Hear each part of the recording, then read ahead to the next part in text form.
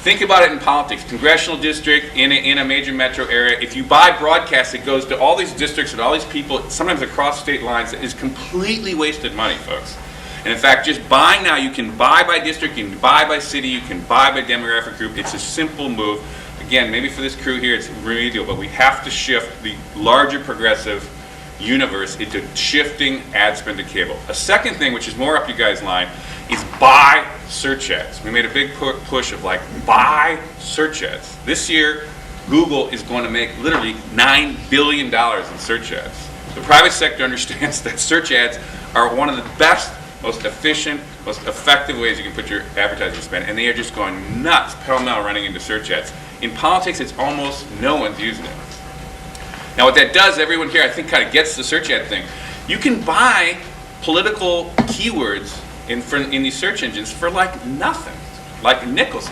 Basically, I did a little comparison of Schwarzenegger Angelides. You could buy Angelides for a nickel, a click-through, and because nobody else was doing it, you know. Whereas if you do, Lexus or something, of course, there's all kinds of folks and dealerships that are trying to grab it. The thing that people might not know here is you can geo-target search ads.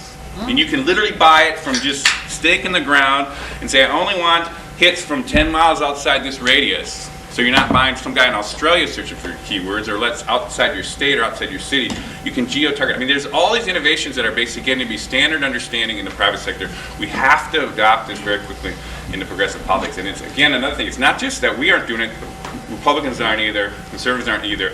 And we can actually make an advantage. And this doesn't have to be just with campaigns. You should always, if you're competing against anybody, if you have a rival think tank or a rival group on the conservative side, buy their keywords and buy your own keywords. And in fact, if you go into the Google stuff on this, these search ads essentially, very, very effective. A lot of people do click through them. And in fact, it improves your other side, your search optimization of your own search going up higher to the list in the organic search. Again, another big push. Two other pushes quick in this last round. Engage the blogs. I mean, you guys get this, but we really made a concerted effort to basically say to blogospheres, your friends, you've got to actually strategize your whole thing around blogs. I'm not going to go into that because you guys know that. But again, we were really trying hard to actually get the political establishment to get that. And the fourth one, which I think is really something I will push here, folks, is we said speak in Spanish.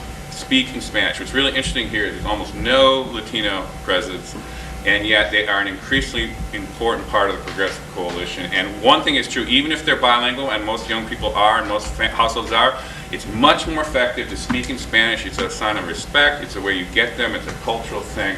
Very, very effective. We've done a ton of polling on this, a ton of work in this space. It's really, really, really important that you guys think about that. It's a very big thing for organizing. So those four things are kind of not major, wow, change the world kind of things, but they're things that are effective, easy, let's do them, move it through the system. We